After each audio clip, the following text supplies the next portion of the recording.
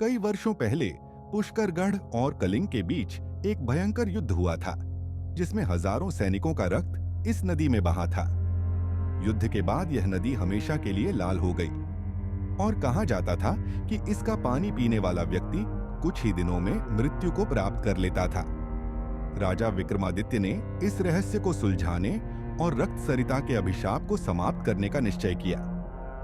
गुरु वशिष्ठ ने राजा को चेतावनी दी कि यह अभिशाप केवल बल से नहीं, बल्कि गहन ज्ञान और आध्यात्मिक शक्ति से समाप्त होगा। राजा विक्रमादित्य अपनी सेना के साथ रक्त सरिता की ओर बढ़े, लेकिन रास्ते में उन्हें एक रहस्यमयी गुफा मिली।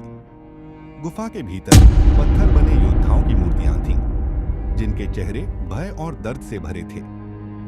जैसे ही राजा ने आगे कदम बढ़ाया, अचानक पत्थर की मूर्तियां जीवित हो गईं और उन पर हमला करने लगी। राजा ने अपनी तलवार से वीरता से युद्ध किया, लेकिन प्रत्येक पराजित योद्धा धुएं में बदल जाता और गुफा की दीवारों में समा जाता। गुफा के अंत में राजा को एक प्राचीन शिलालेख मिला, जिसमें इस अभिशाप का रहस्य लिखा था।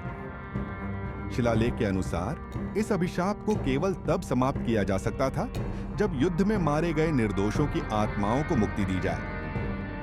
राजा ने मंत्रों का जाप किया और गंगा जल से रक्त सरिता का अभिषेक किया, जिससे धीरे धीरे नदी का पानी साफ होने लगा।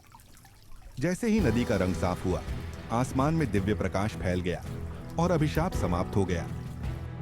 राजा विक्रमादित्य ने रक्त सरिता के पास एक भव्य मंदिर बनवाया, ताकि भविष्य में कोई और इस अभिशाप का शिकार न हो।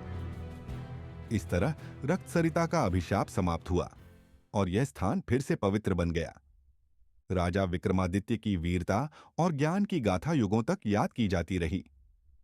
दोस्तों, यदि आपको यह कहानी पसंद आई हो तो कृपया हमारे चैनल को सब्सक्राइब करें, वीडियो को लाइक करें और अपनी राय कमेंट में साझा करें।